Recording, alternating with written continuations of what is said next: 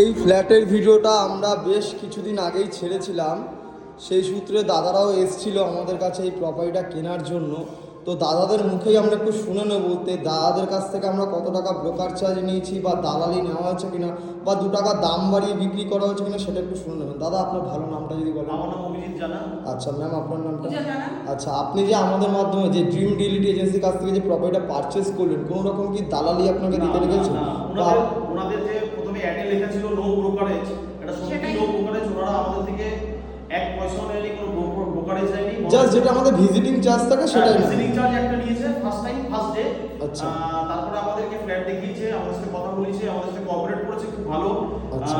এটা বলবো আপনারা এই ওনাদের চ্যানেলটাকে ফলো করুন, ফলো করে ভিজিট করুন, করলে পরে আপনারা ভালো ভালো প্রপার্টির সন্ধান পাবেন এবং সস্তায় ভালো জিনিস অবশ্যই পাবেন। থ্যাংক ইউ দাদা। বলছি আমাদের বিহেভিয়ার কি ভালো ছিল না?